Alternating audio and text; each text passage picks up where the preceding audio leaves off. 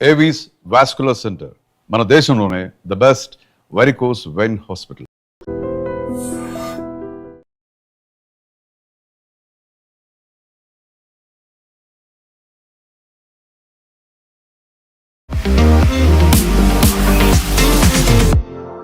నమస్తే, నేను Kavitha. Welcome to I dream news and నిజాలు. ఇరాన్ మీద అమెరికా, ఇజ్రాయెల్ చేసినటువంటి దాడికి సంబంధించి కరెక్ట్గా 4వ నెల కూడా కంప్లీట్ అయిపోయి 5th మంత్లోకి ఎంటర్ అయిపోయింది. సీజ్ ఫైర్ అనేది ఏమైంది? శాంతి చర్చలతో పాటుగా 14 పాయింట్లకు సంబంధించి డీల్ మీద సంతకాలు ఇవన్నీ చేసిన తర్వాత యుద్ధం ఆగిపోతోంది అని భావిస్తున్నటువంటి తరుణంలో సడన్గా అమెరికా ఇరాన్ మీద దాడులు చేస్తోంది, ఇరాన్ కూడా ప్రతి దాడులు చేస్తోంది. ఇది ఇలాగే కంటిన్యూ అవ్వబోతోంది. దోహాలో దీనికి సంబంధించి చర్చల మీద చర్చలు జరగబోతున్నటువంటి తరుణంలోనే లెబనాన్ మీద దాడులని ఆపేస్తామంటూ ఇజ్రాయెల్ చేసేటువంటి ఒప్పంద పత్రాలకి అమెరికా మధ్యవర్తిత్వం వహిస్తోంది. మరోవైపు ఇరాన్ అండ్ ఖతార్ మధ్యలో, ఒమాన్ మధ్యలో కూడా చర్చలు అనేవి సాగుతున్నాయి, కొనసాగుతూనే కనిపిస్తున్నాయి. ఇది ఎందుకు ఒక నెవర్ ఎండింగ్ సాగాలాగా కనిపిస్తోంది? నిజంగా యుద్ధం అనేది ఎప్పుడు ఆగుతుంది? At the same time Hezbollah ఏం చేయబోతోంది? మనతో పాటుగా ఉన్నారు సీనియర్ జర్నలిస్ట్ సురేష్ కొచ్చతిల్ గారు. సార్ నమస్తే.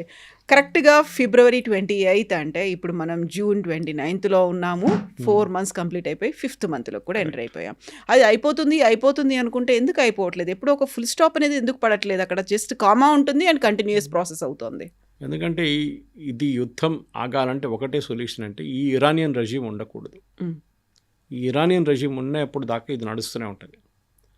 అక్కడ ఇరాన్ ఒక డబుల్ గేమ్ ఆడుతున్నారు. అది వీళ్ళు అమెరికా అర్థం చేసుకున్నారు, కానీ వాళ్ళు ఏం చేయలేకపోతున్నారు.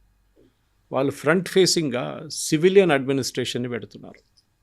అరాచి, వీళ్ళ గాలిబాఫ్, వాళ్ళ speaker of Iranian parliament, foreign minister, వీళ్ళందరూ నెగోసియేషన్స్లో ఉన్నారు. పెజెష్కియాన్ అఫ్కోర్స్ ఆయన హెడ్ ఆఫ్ స్టేట్, ఆయన రారు నెగోసియేషన్కి, ఆయన ఈజ్ ద ప్రెసిడెంట్. కానీ వీళ్ళిద్దరు వస్తున్నారు రెగ్యులర్గా, వాళ్ళతో పాటు డెలిగేషన్ కూడా వస్తున్నారు. ఒక సివిలియన్ ఫేస్ని చూపిస్తున్నారు. డెలిగేషన్లో యూఎస్తో మాట్లాడుతున్నారు, ఖతార్తో మాట్లాడుతున్నారు, ఒకసారి పాకిస్తాన్ వాళ్ళు కూడా ఉంటారు. ఈ పరిస్థితుల్లో ఇప్పుడు నడుస్తున్న దాంట్లో వాళ్ళ other side of it is IRGC. ఈ దాడులు అనేది ఇప్పుడు షిప్స్ మీద చేస్తూ సింగపూర్ బేస్డ్ ఒక కంటైనర్ షిప్ మీద చేశారు. దాని తర్వాత మొన్న ఒక ఆయిల్ ట్యాంకర్ 2 million barrels తీసుకెళ్తున్న ఆయిల్ ట్యాంకర్ మీద దాడి చేశారు. ఎవరు చేస్తున్నారంటే ఇదంతా IRGC చేస్తున్నారు. వాళ్ళు అక్కడ టాక్స్ మొదలైతే ఇక్కడ నుంచి మిసైల్స్ కొడుతున్నారు, మళ్ళీ అక్కడ టాక్స్ మొదలైతే మళ్ళీ మిసైల్ కొడుతున్నారు. సో ఇక్కడే ప్రాబ్లం వస్తుంది. సో మనకు సర్క్యులర్ ప్రాసెస్ లాగా అయిపోయింది. ఫస్ట్ ఇరాన్ ఏదో ఒక షిప్ మీద దాడి చేస్తారు. ఇరాన్ చేయగానే అమెరికా, US అదే రోజులు, ఇక్కడ అదే రోజు రాత్రి మళ్ళీ బాంబింగ్ చేస్తున్నారు. అది చేసినప్పుడు వాళ్ళు ఏం చేస్తున్నారు, ఇరాన్ మళ్ళీ పక్కనున్న బహ్రెయిన్, కువైత్ వీళ్ళ మీద దాడి చేస్తున్నారు. మళ్ళీ ఆగిపోతుంది. రెండో రోజు మళ్ళీ ఇంకో షిప్ మీద దాడి జరుగుతుంది. Same process repeats. అమెరికా మళ్ళీ బాంబు వేస్తారు, వీళ్ళు పక్కన దేశాలు. ఇది ఎప్పుడు ఆగుతుంది? ఇది మీరు అడిగే ప్రశ్న. ఇక్కడే ప్రాబ్లం కూడా వస్తుంది అన్నమాట. ఎందుకు ఆగట్లేదు అంటే బేసిక్లీ సొల్యూషన్ లేదు దీనికి. ఇరానియన్ గవర్నమెంట్ దగ్గర వీరు చెప్తుంది ఒకటి, చేస్తుంది ఒక మాట అనమాట. వీళ్ళేమంటారు, MOUలో చాలా క్లియర్గా ఉంది దట్ ఈ పర్టికులర్ వాటర్వే, ఓకే, మనం మాట్లాడుతున్న ఈ వాటర్వేలో స్ట్రైట్ ఆఫ్ హార్మోస్లో మా అధికారం ఉంది. మ్యాక్సిమం వాళ్ళు ఒక లీవ్ ఏమిస్తున్నట్టు ఒమాన్ కూడా ఉంది. మేము ఒమాన్ కలిసి దీన్ని కంట్రోల్ చేసుకుంటాం. US ఏమో ఒమాన్ మీద చాలా మటుకు పెద్ద ప్రెషర్ పెట్టారు. దట్ మీరు ఏ ఒప్పందాన్ని రాకూడదని చెప్పి ప్రెషర్ పెట్టారనమాట. ఆ పరిస్థితుల్లో ఇప్పుడు ఉన్న దాంట్లో ఒమాన్ ఏం చేస్తున్నారు, ఒమాన్ వైపు నుంచి మీరు ఇప్పుడు ఆ మ్యారిటైమ్ ట్రాఫిక్ లైవ్ మ్యాప్ చూస్తే కూడా తెలిసిపోతుంది. ఒమాన్ వైపు నుంచి షిప్స్ వేస్తుంది, ఇరాన్ వైపు నుంచి వెళ్ళట్లేదు. సో ఇరాన్ ఏమంటున్నారు, ఈ షిప్పులంతా మా వైపు నుంచి వెళ్ళాలి, ఒమాన్ వైపు నుంచి వెళ్ళకూడదు. దానికి లాజిక్ ఏం వాలిస్తుందంటే, ఒమాన్ వైపు మేము మైన్స్ వేసి పెట్టామంటున్నారు. ఒమాన్ ఏమో మైన్స్ గురించి మాట్లాడలేదు అసలు. ఇన్ని షిప్పులు పోయిన తర్వాత ఒక షిప్ మీద కూడా మైన్ అటాక్ జరగలేదు, అంటే మైన్ హిట్ కాలేదు. అది అంటే అక్కడ మైన్స్ లేవు. వీళ్ళు జస్ట్ బ్లఫింగ్ ఇరాన్ కోపం ఏంటంటే, అటు వెళ్ళిపోతే ఒమాన్ వైపు నుంచి మేము దాని షిప్స్ని కంట్రోల్ చేయలేకపోతున్నాం, రెవెన్యూ కూడా మిస్ అవుతుంది, వాళ్ళ దగ్గర టోల్ తీసుకోలేకపోతున్నాం. అది ఇరాన్కున్న కోపం. ఇరాన్ ఏమంటారు, ఈ MOUలో ఒక పాయింట్ అది కూడా ఉంది, దట్ 60 daysలో డిసైడ్ చేసి దాన్ని బట్టి మేము we will start charging toll. US ఏమంటున్నారు, అట్లా ఏం లేదంటున్నారు. ఇక్కడ కవిత గారి మెయిన్ ప్రాబ్లం ఇక్కడ వస్తుంది. వీళ్ళు ఏం ఒప్పందం సైన్ చేశారు ఇప్పుడు కూడా అర్థం కావట్లేదు. వీళ్ళు ఇప్పుడు కూడా ఒక మాట అంటున్నారు, వాళ్ళు అంటున్నారు అది కాదంటున్నారు. అట్లీస్ట్ 2 ఒప్పందాలు పక్కన పక్కన పెట్టండి. Then we'll see whether what is where అనేది చాలా క్లియర్గా తెలిసిపోతుంది. ఇక్కడే ప్రాబ్లం వస్తుంది. ఇప్పుడు ఇరాన్ అండ్ మన యుఎస్ ఇప్పుడు దోహాలో కలుస్తూ అంటున్నారు. ఖత్తర్ వాళ్ళు మీడియేట్ చేస్తున్నారు. ఎందుకంటే ఖత్తర్ కూడా తెలిసిపోయింది ఇప్పుడు కొంచెం స్ట్రెయిట్ ఆఫ్ హార్మోస్ ఫ్లో చేయగానే ఆయిల్ గ్యాస్ అంతా ఫ్లో అవుతుంది. మళ్ళీ దీన్ని వీళ్ళు ట్యాప్ ఆఫ్ చేసేలాగా చేస్తే ఇరాన్ మళ్ళీ ఆగిపోతుంది మొత్తం. Oil is already coming near $76కి వచ్చేసింది, which is a big relief అన్నమాట అందరికీ. ఈ పరిస్థితుల్లో ఇంకా ముందుకు ఏం చేయబోతున్నారు మనం 2 వైపుల నుంచి అర్థం చేసుకోవాలి. మీకు ఇరాన్ వైపు చెప్పాను నేను. అక్కడ ప్రాబ్లం ఏంటంటే హార్డ్ లైనర్స్, ఐఆర్జీసీ లాంటి హార్డ్ లైనర్స్ ఏమంటున్నారు, కాంప్రమైజ్ అవుతున్నారు. ఎవరు? అరాచీ అండ్ గాలిబాఫ్. ఇటువైపు ప్రెసిడెంట్ ట్రంప్ మీద ప్రెషర్ ఏంటంటే ఆయన టోటలీ సరెండర్ చేసేసారు ఇరాన్కి, అమెరికాకి ఏం రాలేదని చెప్పి అక్కడున్న చాలామంది రిపబ్లికన్ సెనేటర్స్ కానివ్వండి, ఇటు డెమోక్రాట్స్ ఆటోమేటిక్లీ వాళ్ళు కూడా చెప్తున్నారు. అది కాకుండా అమెరికన్ మీడియాలో విపరీతమైన అటాక్ జరుగుతుంది ప్రెసిడెంట్ ట్రంప్ మీద. He is a very weak president, అది ఇది అని చెప్పేసి. సో ప్రెసిడెంట్ ట్రంప్ కూడా చాలా పెద్ద ప్రెషర్లో ఉన్నారు. అది కాకుండా ఆయనకు మెయిన్గా అంటే మీరు గుర్తుంటుంది, ఆయన ఒక స్టేట్మెంట్ ఇచ్చారు, I don't want to be like Hoover. అంటే మన ప్రేక్షకులు అర్థం చేసుకోవాలి, who is Hoover. Edgar Hoover was a American president. ఈ గ్రేట్ డిప్రెషన్ టైంలో ఆయన ప్రెసిడెంట్ ఉండే. ఆయన తీసుకున్న కొన్ని డిసిషన్స్తోని, నిర్ణయాలతోనే అక్కడ ఆ టైంలో అమెరికాలో డిప్రెషన్ వచ్చింది, గ్రేట్ డిప్రెషన్. అది కాకుండా మొత్తం లోకమంతా ప్రపంచం మొత్తం గ్రేట్ డిప్రెషన్లో వెళ్ళిపోయింది కంప్లీట్గా. దాన్ని బయటికి రావడం చాలా సంవత్సరాలు పట్టింది. ఆయన చాలా అన్పాపులర్ ప్రెసిడెంట్ అయిపోయారు ఎడ్గర్ హూవర్. ఆయన పేరు ఎక్కడో ఒకటి ఉంది, I think either in Pentagon or in FBI headquarters మీద ఆయన పేరు ఇప్పుడు కూడా ఉంది. ఐ డోంట్ రిమెంబర్ ఎక్కడ ఉంది అనేది, గుర్తురావట్లేదు నాకు. కానీ ప్రెసిడెంట్ ట్రంప్ అంటున్నా నేను హూవర్ లాగా ఉండకూడదు, దానికోసం నేను ఇది చేశానంట. అంటే ఆయన ఏమంటారు, లోకంలో ఇది చేయకపోతే మొత్తం complete world will be wiped out economically. అదే జరుగుతుంది. ఇప్పుడు మనం అనుకుంటా అది ఇండోనేషియా ఉండొచ్చు, పాకిస్తాన్ ఉండొచ్చు, శ్రీలంక ఉండొచ్చు, లేకుంటే మలేషియా ఉండొచ్చు అని. ఈ క్రైసిస్ కాదు, అది క్రైసిస్ యుఎస్లో జరుగుతుంది. యుఎస్ దగ్గర స్ట్రాటజిక్ ఆయిల్ రిజర్వ్స్ అని ఉంటాయి, మన దగ్గర కూడా ఉన్నట్ల. మనకు 63 రోజులు ఉన్నాయి, ప్లస్ మన దగ్గర ఎప్పుడు ఒక 30 రోజుల రిఫైనరీల స్టాక్ ఉంటుంది, ఒక 90 రోజులు అక్కడ పెట్టుకోవచ్చు. అది కాకుండా షిప్స్లో వస్తున్న షిప్లో ఇంకొక 30 రోజులు ఉంటుంది. సో 120 రోజుల స్టాక్ మన దగ్గర ఎప్పుడు ఉంటుంది, which is basically 3 months. America దగ్గర 7 నుంచి 9 నెలలకి స్టాక్ ఉంది వాళ్ళ దగ్గర. పెద్ద దేశం కదా, వాళ్ళు స్టాక్ ఉంచుకుంటారు. కానీ దాని నుంచి లాస్ట్ ఒక ఆల్మోస్ట్ ఈ 4 నెలల్లో విత్డ్రా చేసుకుని చాలా మటుకు విత్డ్రా చేసుకున్నారు. ఇప్పుడు వాళ్ళ దగ్గర ఉన్నది 6 నుంచి 7 నెలల దాకా స్టాక్. 5 నెలల కన్నా తక్కువ స్టాక్ వచ్చేస్తే డెడ్ స్టాక్ అంటారు, దాన్ని ముట్టకూడదు యాక్చువల్లీ. కానీ అమెరికా దాన్ని కూడా విత్డ్రా చేస్తున్నారు, ఇప్పుడు కూడా డ్రా చేస్తున్నారు. ఇంకో 2 వారాల్లో ఆ స్టాక్ అయిపోతుండే and America would have gone into big crisis. ఇప్పుడున్న $4 కూడా $6 నుంచి $8కి వెళ్ళిపోతుండే ఫ్యూయల్ ఛార్జెస్. అది జరగలేదు. సో దానికి ప్రెసిడెంట్ ట్రంప్ అంటున్నా నేను దానికోసం చేశాను, ఇక్కడ ప్రజల కోసం చేశాను, అమెరికన్ ప్రజల కోసం చేశారు, ఆల్ ఓవర్ ద వరల్డ్ ఈ ప్రైసెస్ తగ్గించడానికి నేను తీసుకున్న మూవ్ అని చెప్తున్నారు. కానీ ఆయన మీద చాలా ప్రెషర్ ఉంది, ఎట్లయినా డీల్ ఫినిష్ చేయాలి, ఎట్లయినా డీల్ కంప్లీట్ చేయాలని చెప్పి.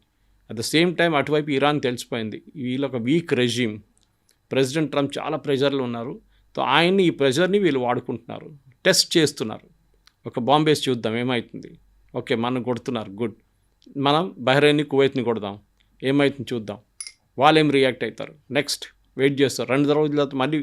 ఎందుకంటే బేసిక్లీ ఇరాన్ ఏమంటారంటే స్ట్రెయిట్ ఆఫ్ హార్మోస్ మా న్యూక్లియర్ వెపన్, అది మా ట్రంప్ కార్డ్, అది మేము వాడుకుంటాం అండ్ వీ విల్, అది మా రైట్ అంటున్నారు. కానీ 20th ఫిబ్రవరి కన్నా ముందు దీని గురించి అసలు మాట్లాడలేదు.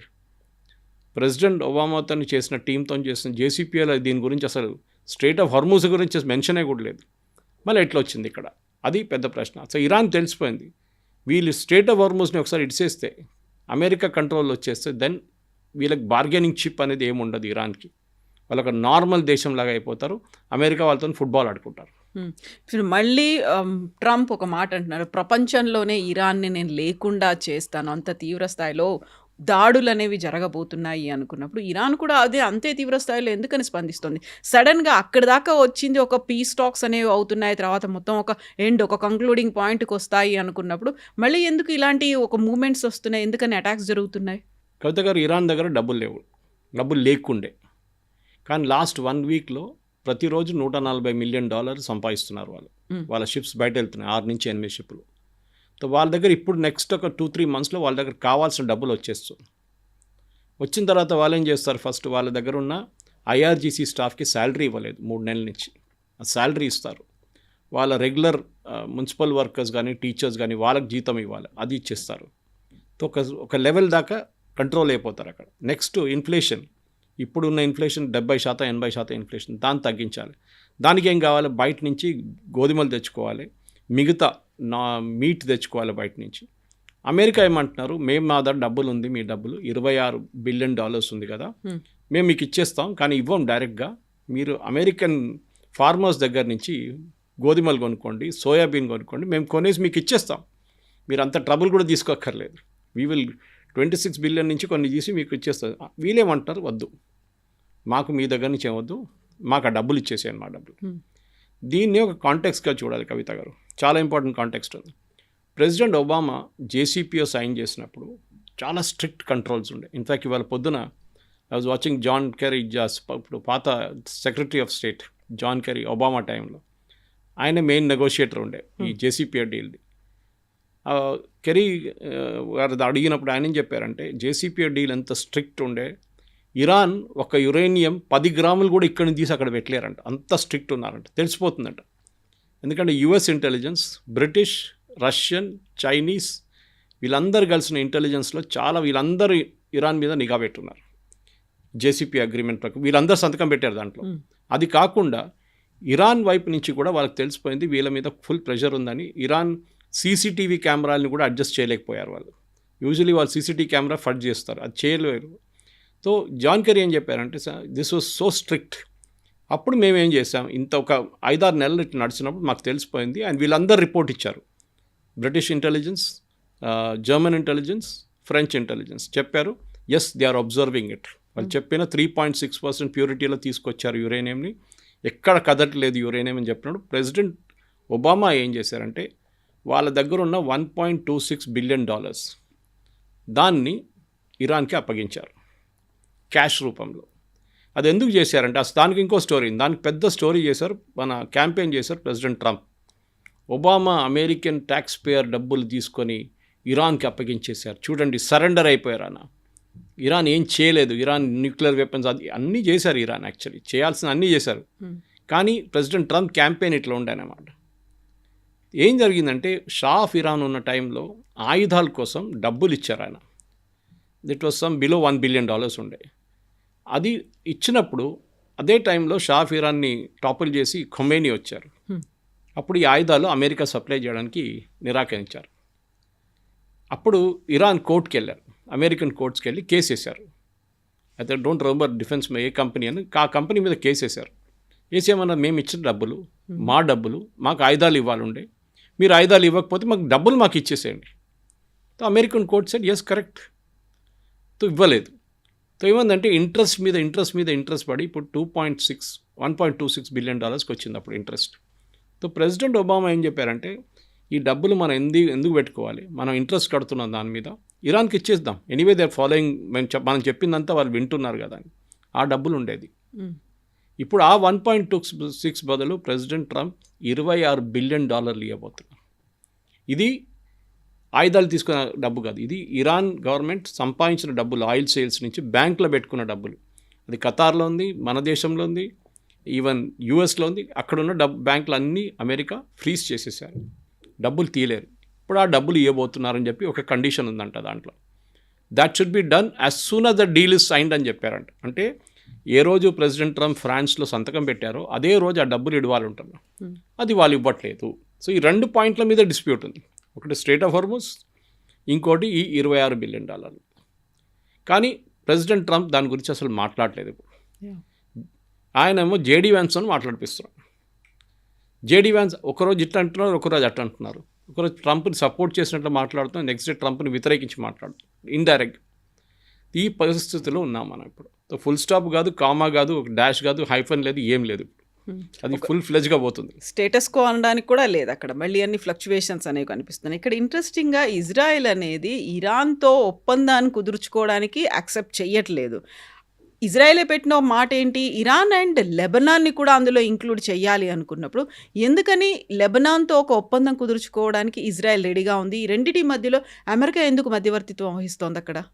ఈ ఇరాన్ అండ్ ఇష్యూ నడుస్తున్నప్పుడు వాళ్ళు పాయింట్ నెంబర్ 1లో మెమరాండమ్ ఆఫ్ అండర్స్టాండింగ్లో అక్రాస్ ఆల్ టెరిటరీస్ అన్నారు.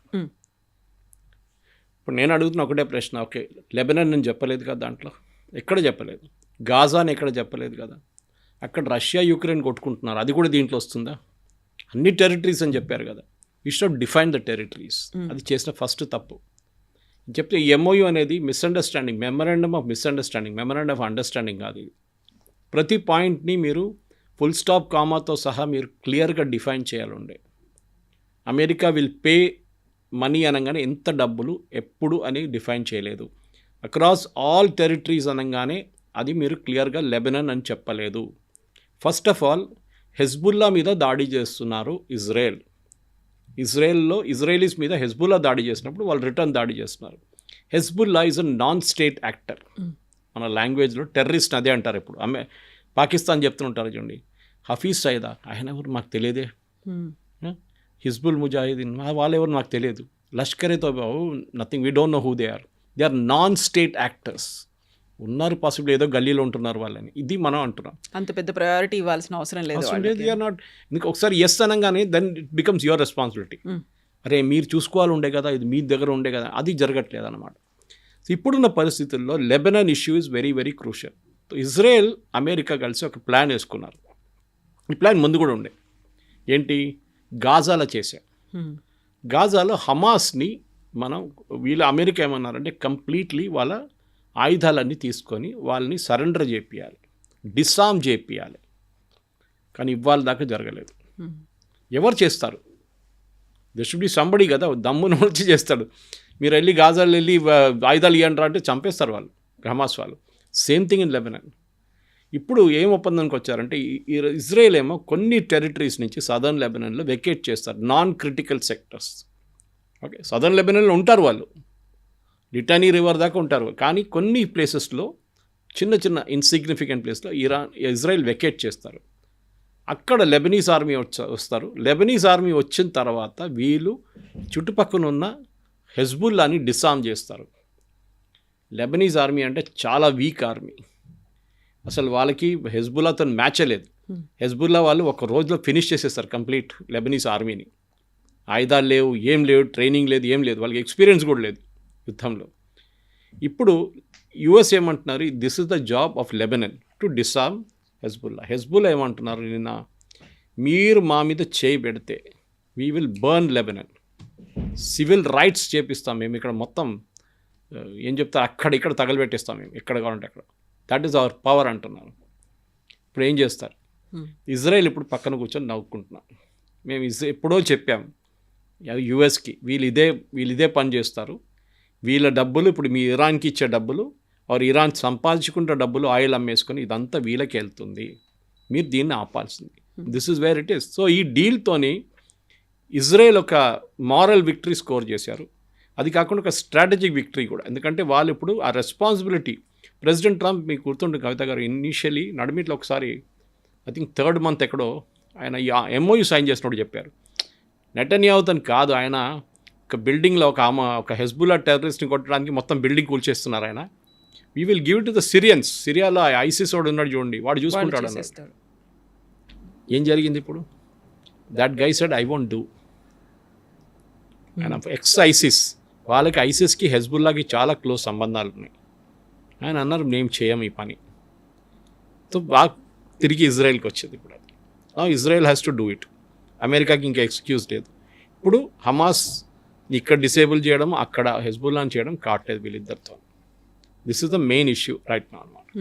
సో మరి ఇజ్రాయెల్ యాక్సెప్ట్ చేయడం వెనకాల ఉన్నటువంటి ఉద్దేశం, ఇప్పుడు లెబనాన్ అగ్రీ చేస్తోంది, యుఎస్ అగ్రీ చేస్తోంది, ఇజ్రాయెల్ అగ్రీ చేస్తోంది, బట్ అక్కడ హెజ్బుల్లా ఏం చేయబోతున్నారు? ఇప్పుడు హెజ్బుల్లా మొత్తం లెబనాన్ని ఆక్యుపై చేసుకుంది, వాళ్ళ మెజారిటీ పెంచుకుంటోంది, అక్కడ ఎంపీలుగా కూడా హిజ్బుల్లా వాళ్ళు ఉన్నప్పుడు మా మీద అటాక్ చేయడానికనే లెబనాన్ ఇజ్రాయెల్తో కలిసింది అనుకున్నప్పుడు హిజ్బుల్లా ఊరుకుంటుందా మరి? లేదు. నిన్న రాత్రి నుంచి మొదలైంది గొడవ.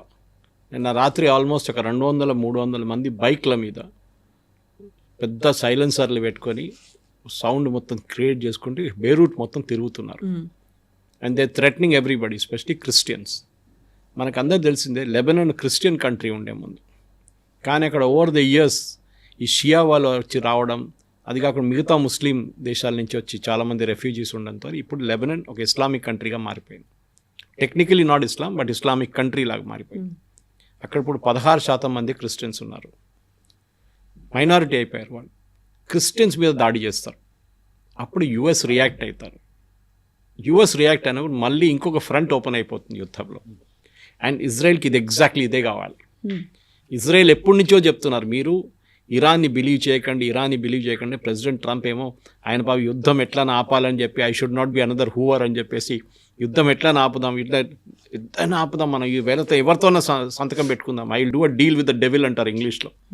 అది చేశారు. ఇప్పుడు ప్రెసిడెంట్ ట్రంప్కి చేయాల్సి వస్తుంది ఈ పని. ఇజ్రాయెల్ పక్కన జరిగిపోతారు, మీరే చేసేసుకోండి, మీరు disarm Hezbollah, then we'll see how it possible. కాదు అది. సో లెబనాన్ ఇంకో ఫ్లాష్ పాయింట్గా మారబోతుంది. బహుశా ఇంకొక 2-3 వారాల్లో హెజ్బుల్లా మీద అమెరికా ఏమైనా మూవ్స్ చేస్తే డెఫినెట్గా హెజ్బుల్లా రియాక్ట్ అవుతారు.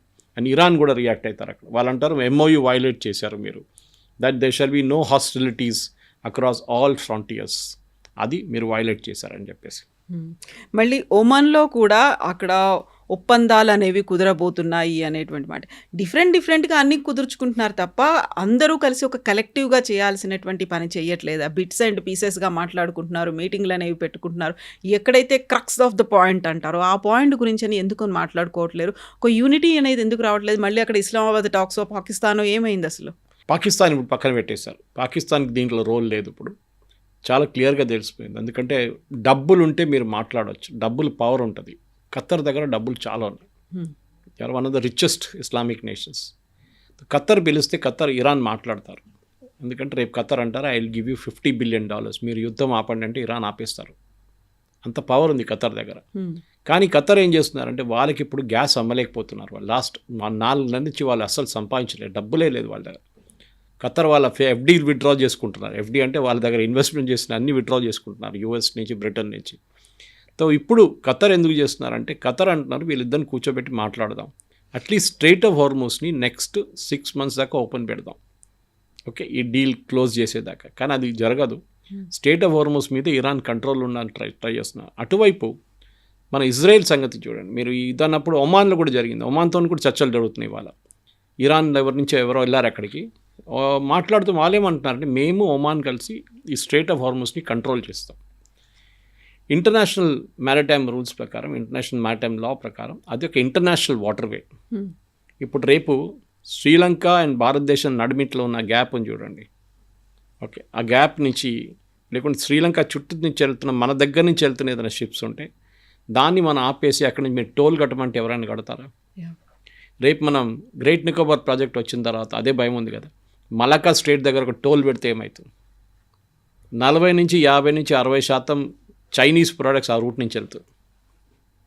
ఇక్కడ చైనా ఏం చేస్తారు? అప్పుడు అబ్జెక్ట్ చేస్తారు కదా, డెఫినెట్ చేస్తారు. ఇట్స్ అన్ ఇంటర్నేషనల్ వాటర్ వే. కానీ ఎప్పుడైనా ఏ దేశానికైనా వాళ్ళకి స్పెషల్ ఎకనామిక్ జోన్ అని ఉంటుంది. కవిత గారు, మనకు కూడా ఉంది, అది 30 కిలోమీటర్ నాటికల్ మైల్స్ ఉంటుంది, కొన్ని చోట్ల 45 నాటికల్ మైల్స్ ఉంటుంది. ఖత్తర్ ఇటు ఉన్నప్పుడు ఒమాన్ అండ్ ఇరాన్ నడిమిట్లో ఉన్న వాటర్ వేలో ఒక portion is international waterway, complete international waterway కాదు. సో వాళ్ళు లాజికల్గా లీగల్గా మాట్లాడితే Iran is correct to a certain extent, అంతే. మొత్తం వాటర్ వే వాళ్ళది కాదు, వాళ్ళ వైపు ఉన్నది వాళ్ళది. సో ఒమాన్ ఏమంటున్నారు, ఇప్పుడు US ప్రెషర్ పెట్టిన తర్వాత ఒమాన్ వాళ్ళ వాటర్ వే అని చూడండి, దాన్ని ఈ షిప్స్ అన్నీ వాడుకోవచ్చు అని చెప్తున్నారు. షిప్స్ అన్నీ ఇప్పుడు ఒమాన్ పక్క నుంచి వెళ్తుంది. ఇరాన్ ఏమంటున్నారు, కాదు it should go around Qeshm island, ఇప్పుడు మేము దాన్ని కంట్రోల్ చేయొచ్చు అక్కడి నుంచి, and they have to pay maritime fee. అది మేము MOUలో రాసామంటున్నాం, కానీ MOUలో ఇక్కడ లేదు అది.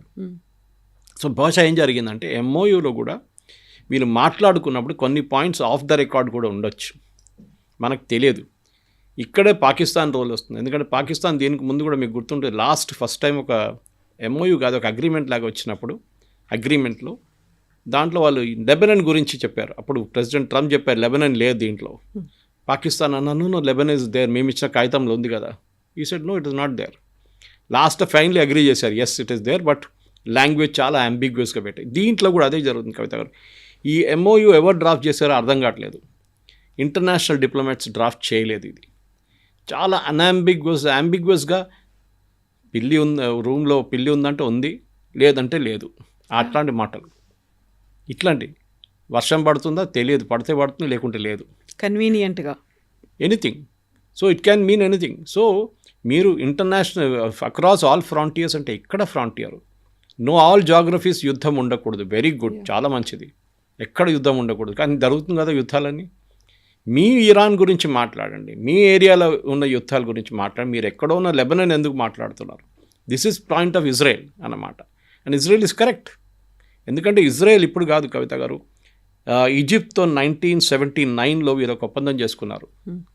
ఓకే, అప్పుడు వాళ్ళు దానికన్నా ముందు చాలాసార్లు యుద్ధాలు జరిగినాయి. Egypt and not just Egypt, Jordan, Iraq, Syria వీళ్ళందరూ దాడి చేశారు ఇజ్రాయెల్ మీద. 6 Day వార్ ఒకటి జరిగింది 1948లో. మే 1948లో వాళ్ళకి ఇండిపెండెన్స్ వచ్చింది, మనకు వచ్చిన ఒక సంవత్సరం తర్వాత. అండ్ ఇమ్మీడియట్లీ వాళ్ళ మీద దాడి జరిగింది. కానీ వాళ్ళు దే బీట్ బ్యాక్ ఎవ్రీబడి, అందరిని ఓడించారు. దాని తర్వాత ఈజిప్ట్ అండ్ ఇజ్రాయెల్ నడిమిట్లో ఒక ఒప్పందం వచ్చింది. అప్పుడు దాకా దేవర్ స్మాల్ ఎనిమీస్ అనమాట, ఒకరికొకరికి అసలు పడదు, ఇరాన్ లాగానే. ఇప్పుడు దాకా దాన్ని ఎవరు ఉల్లంఘించలేదు. That treaty is still there. Then I think somewhere in 1994 జార్డన్తో ఒక ఒప్పందం జరిగింది ఇట్లానే. Even today Jordan and Israel ఏ ప్రాబ్లం లేదు. ఇన్ఫ్యాక్ట్ నిన్న ప్రైమ్ మినిస్టర్ బెంజమిన్ నెటన్యాహు చాలా ఒక ఇంట్రెస్టింగ్ స్టేట్మెంట్ ఇచ్చారు. వీళ్ళు ప్యాలెస్టీనియన్స్ ఎప్పుడు మాట్లాడుతున్నప్పుడు from the river to the sea అంటారు. వాళ్ళ స్లోగన్స్ మీకు వినిపిస్తుంది, మన కొలంబియా యూనివర్సిటీలో, మన ఈవెన్ జేఎన్యూలో వినిపిస్తుంది. From the river to the sea is Palestine. Jordan river ఇక్కడ, మెడిటరేనియన్ సీ ఇక్కడ, నడిమిట్ల ఇజ్రాయెల్ ఉంది, ఇటువైపు గాజా ఉంది, ఇటువైపు వెస్ట్ బ్యాంక్ ఉంది. So Israel is literally cutting through అనమాట. ఇప్పుడు వీళ్ళేమంటారు, ఇజ్రాయెల్ ఉండకూడదు, అంతా మాదే. ఇన్ఫ్యాక్ట్ నిన్న I was watching one of Saudi Arabian ministers అనుకుంటా, ఆయన ఒక స్టేట్మెంట్ ఒక ఇంటర్వ్యూలో అన్నాడు, ఎవరు ఆపారు ప్యాలెస్టైన్ని? మేమే ఆపాం, మేమందరూ, all this Muslim nations only stopped it. ఎప్పుడో ఇజ్రాయెల్ ఆఫర్ చేశారు 2 State సొల్యూషన్, అప్పుడు ఆఫర్ చేసినప్పుడు మేము తీసుకోలేదు. మేము ఇజ్రాయెల్ మీద పోరాటం చేసి, ఇజ్రాయెల్ మీద ఆయుధాలతో మేము దాడి చేశాం, ఇజ్రాయెల్ కొట్టారు మమ్మల్ని, ఉన్న ల్యాండ్ కూడా గుంజుకున్నారు, గోలాన్ హైట్స్ గుంజుకున్నారు. ఓకే, మళ్ళీ మీరేం చేశారు, సైనార్ డెజర్ట్ గుంజుకున్నారు, తర్వాత రిటర్న్ ఇచ్చారనుకోండి. కానీ ఇజ్రాయెల్ అప్పుడు ఆఫర్ చేశారు, ఇదంతా హిస్టరీలో ఉంది ఇదన్నీ. కానీ ఆ టైంలో వీళ్ళంతా చాలా అరెగెంట్ ఉండే అరబ్స్, ఇజ్రాయెల్ ఎవరు, నథింగ్ అని చెప్పి. ఇప్పుడు ఇజ్రాయెల్కి అదే ఇది తిరిగి వస్తుంది, ఇజ్రాయెల్ ఆఫర్. ఇజ్రాయెల్ అంటున్నారు మేము ఆ రోజు ఇచ్చిన ఆఫర్ ఇప్పుడు లేదు, ఓవర్, ఫినిష్డ్, ఎక్స్పైరీ డేట్ ఉండేదానికి. కానీ ఇజ్రాయెల్ మీద కూడా ఇప్పుడు చాలా మటుకు ప్రెషర్ ఉంది. ఒకటి, ఇజ్రాయెల్ నిన్న 3 days బిఫోర్ ఒక సీనియర్ ఇజ్రాయలీ మినిస్టర్ ఇంటర్వ్యూ ఇస్తూ మన పేరు చెప్పారు, భారతదేశం పేరు. ఏమంటారు?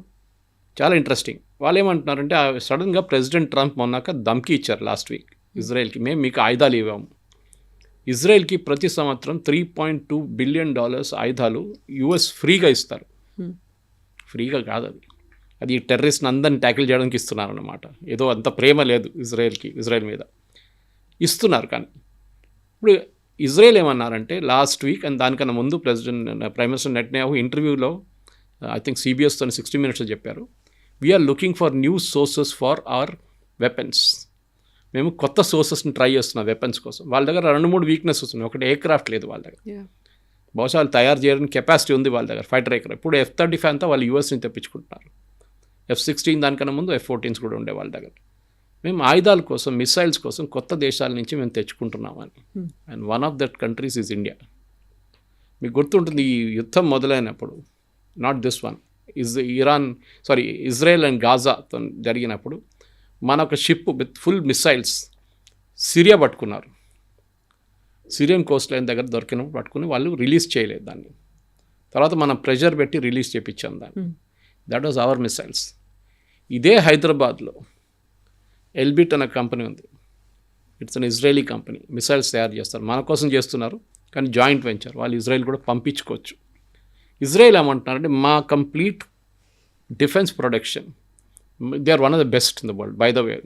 I think top 5 nations defence production అంటే దాంట్లో ఒకటి ఇజ్రాయెల్. టెక్నాలజీ అన్ని ఐరన్ డోమ్ అంతా వాళ్ళ దగ్గర ఉంది కదా. మేము ఇప్పుడు భారతదేశంతో ఒక ఒప్పందానికి రాబోతున్నాం. We will now shift our production to India. మాకు US మీద డిపెండెన్సీ వద్దు. రేపు ఇట్లాంటి మమ్మల్ని బ్లాక్మెయిల్ చేస్తారు వీళ్ళు, we will not do it అని. దానికోసం మీరు చూసుంటారు సోనియా గాంధీ స్టేట్మెంట్ వచ్చింది నిన్న ఇమ్మీడియట్గా. ఇన్ని రోజులు గాజా గురించి మాట్లాడిన సోనియా గాంధీ మోదీ ఇజ్రాయెల్కి వెళ్తారు, మోదీ దీని గురించి మాట్లాడలేదు గాజా గురించి అని చెప్పేసి. ఏది గాజాలో ఉన్నది హమాస్ టెర్రరిస్ట్ అని అందరికి తెలిసిందే. గాజా ప్రజల మీద ఇంత ఏం చెప్తారు సింపతి ఉన్న వాళ్ళు మిగతా ఏరియాలో నడుస్తున్నప్పుడు కాశ్మీరీ పండిట్స్ కొట్టినప్పుడు వీళ్ళు ఎవరో ఏడవలేదే కాశ్మీరీ ఈ కాంగ్రెస్ వాళ్ళు. ఓకే, అది వీళ్ళ ప్రాబ్లం అనమాట. ఎనీవే, తో ఇప్పుడు అది వచ్చేస్తే ఐ థింక్ మన డిఫెన్స్ ఇండస్ట్రీస్ ఆల్రెడీ ఇప్పుడు 28,000 కోట్లు, ఈ సంవత్సరం 36,000 కోట్లు మనం ఎక్స్పోర్ట్ చేయబోతున్నాం. It'll be a big fillip. అంటే ఇజ్రాయెల్ నుంచి ఒక ఆల్మోస్ట్ 12 నుంచి 14 ఆర్గనైజేషన్స్ కంపెనీ, దాంట్లో ఒక ఆల్మోస్ట్ 4 మన దేశాల్లో పనిచేస్తుంది ఆల్రెడీ. మిగతా వాళ్ళు కూడా రావడం మొదలు పెడతారు. ఇన్ఫ్యాక్ట్ రఫాల్ అని చెప్పి ఇంకో company, not to confuse with French Rafale, it's Rafael systems అని చెప్పి ఇజ్రాయలీ కంపెనీ ఉంది. వాళ్ళు కూడా మిసైల్స్లో ఎక్స్పర్ట్స్ వాళ్ళు. ఇన్ఫ్యాక్ట్ కార్గిల్ యుద్ధాల్లో మనకి యుఎస్ డినై చేశారు మిసైల్స్, అప్పుడు ఇజ్రాయెల్ మనకి హెల్ప్ చేశారు. ఇన్ఫ్యాక్ట్ బాలాకోట్ స్ట్రైక్లో బంకర్ బస్టర్ బాంబ్ యూజ్ చేశారు చూడండి, which killed Nasrallah in Beirut. Same bunker buster Israel మనకి ఇచ్చారు, అప్పుడు మనం బాలాకోట్లో వాడుకున్నాం. సో ఇజ్రాయెల్ అండ్ భారతదేశం నడిమిట్లో ఉన్న collaboration is a fall out of the యుఎస్తోనే ఉన్నాయి. కానీ నిన్న యుఎస్ మళ్ళీ తిరిగి వచ్చి వాళ్ళ యుఎస్ నుంచి రీఫ్యూయలింగ్ ఎయిర్క్రాఫ్ట్ అన్ని తీసుకెళ్ళిపోయారు పోయిన వారం. ప్రెసిడెంట్ ట్రంప్ కోపం వచ్చి రిమూవ్ ఆల్ రీఫ్యూయలింగ్ ఎయిర్క్రాఫ్ట్ అన్నారు. నిన్న Saudi Arabia, Qatar, Bahrain, UAE, Kuwait and Oman, దీంట్లో ఉన్న చాలా మట్టుకు ఎయిర్క్రాఫ్ట్ని నిన్న రాత్రి నుంచి వీళ్ళు ఇజ్రాయెల్కి మూవ్ చేయడం మొదలుపెట్టారు. ఎందుకంటే వీళ్ళ భయం ఉంది, రెగ్యులర్గా ఇరాన్ అక్కడ జాడి చేస్తున్నారు అండ్ ఈ నేషన్స్ని వార్న్ చేస్తున్నారు, మీరు ఎప్పుడెప్పుడు యుఎస్ బేసెస్ని అలౌ చేస్తారో మేము మీ మీద దాడి చేస్తూనే ఉంటాం. So now they are moving all the bases కాదు, చాలా మటుకు ఎయిర్క్రాఫ్ట్ అండ్ పర్సనల్లీ ఇజ్రాయెల్కి మూవ్ చేస్తున్నారు. సో ప్రెసిడెంట్ ట్రంప్ కూడా తెలిసిపోయింది, వీళ్ళు ఎక్కువ డ్రామా చేస్తే వీళ్ళు ఇండియన్స్ దగ్గర వెళ్తారు, అక్కడి నుంచి మొదలు పెడతారు ప్రొడక్షన్. సో అమెరికాని ఇన్సిగ్నిఫికెంట్ చేసేస్తారని చెప్పేసి. ఎందుకంటే అమెరికన్ ఆయుధాలు చాలా ఎక్స్పెన్సివ్. మనం ఈ యుద్ధంలో నేర్చుకున్న అన్నిటికంటే బెస్ట్ లెసన్ అది. $1 million ఉన్న పేట్రియట్ మిసైల్ ఒక $20,000 ఉన్న డ్రోన్ని ఇంటర్సెప్ట్ చేస్తుంది. మీ ఎకానమీస్ ఆఫ్ స్కేల్ మొత్తం పోతుంది మీది. ఈవెన్ గల్ఫ్ నేషన్స్ అంటున్నారు, ఇప్పుడు మన దగ్గర నుంచి యుఏఈ ఒప్పందం పెట్టుకున్నారు, they are buying BrahMos from us, చాలా చీప్ కంపేర్ టు వాట్ వాళ్ళ యుఎస్ ఇస్తున్న ఆయుధాలు చూస్తే. ఇప్పుడు స్లోలీ మారుతున్నారు అందరు. ఇప్పుడు అందరు ఏమంటున్నారు, ఈవెన్ సౌదీ అరేబియా అదే అంటున్నారు, మమ్మల్ని కాపాడుకోవాలని వచ్చిన యుఎస్ డబ్బులు ఇస్తున్నాం వాళ్ళకి, మమ్మల్ని కాపాడండి అని చెప్పి బేస్ ఇచ్చాం. వాళ్ళ పని కూడా చూసుకోవట్లేక వాళ్ళ ఎంప్లాయీస్ని అంతా హోటల్కి తీసుకెళ్ళిపోయారంట. బేస్లో పెట్టకుండా వాళ్ళ సర్వీస్ ఉమెన్ని హోటల్స్ తీసుకెళ్ళిపోయారంట. ఎయిర్క్రాఫ్ట్ ఇజ్రాయెల్కి తీసుకెళ్ళిపోతున్నారు, ఖాళీ చేసేస్తున్నారు బేస్ వాళ్ళు. మమ్మల్ని ఎవరు కాపాడుతారు? We have learned a lesson. దానికోసం గల్ఫ్ నేషన్స్ ఏం నేర్చుకున్నారంటే, ఇప్పటి నుంచి ఈ సీన్ మారిపోయింది గల్ఫ్లో. జీసీసీ కంట్రీస్ మా ప్రొటెక్షన్ మేమే చూసుకోవాలి, ఇంకెవ్వరు మమ్మల్ని హెల్ప్ చేయడానికి రారు. పాకిస్తాన్ తీసుకొని పెట్టుకున్నారు వాళ్ళు రెంట్కి ఒక 4,000 మంది సోల్జర్స్ అండ్ ఒక 15 ఎయిర్క్రాఫ్ట్. యుఏఈ ఏమో మనతో ఒప్పందం చేసుకున్నారు, మన షిప్స్ కానీ మన ఆర్మ్ ఫోర్సెస్ అక్కడ వెళ్ళొచ్చు ఇప్పుడు యుఏఈకి. ఈ యుద్ధంలో నేర్పించిన అన్నిటికంటే పెద్ద లెసన్ అంటే ఇరాన్ దగ్గర నేర్చుకోండి. ఇరాన్ ఎట్లా చేశారు, వాళ్ళ మిసైల్ ప్రొటెక్షన్ గల్లీలో తయారు చేస్తారు వాళ్ళు. They are able to make 50,000 to 60,000 high end drones, ఏదైనా నార్మల్ మనం చూసే డ్రోన్స్ కాదు, ఆల్మోస్ట్ లైక్ ఎన్ ఎయిర్క్రాఫ్ట్. అది వాళ్ళు తయారు ఎట్లా చేస్తున్నారు అంటే వాళ్ళ దగ్గర దే ఆర్ వెరీ గుడ్ ఎడ్యుకేషన్లో, there is no doubt. Technical education Iran is brilliant. ఇది మెయిన్ అన్నమాట, ఇది జరుగుతుంది. సో ఒక కంప్లీట్ గల్ఫ్ కంట్రీస్లో మార్పు వస్తుంది. యుఎస్ నేర్చుకున్నారు, ఇజ్రాయెల్ నేర్చుకున్న లెసన్ అండ్ ఇరాన్ ఆల్సో. కానీ ఇప్పుడు చూడాల్సింది, ఈ అగ్రిమెంట్ మళ్ళీ స్ట్రేట్ ఆఫ్ హార్మోస్లో జరిగితే మళ్ళీ ఇదే స్టోరీ రిపీట్ అవుతుంది. Their own perceptions. yes, it will keep changing, it going around in circles అంటారు ఇంగ్లీష్లో. That's what is happening. Yes sir, thank you so much. Thank you very much.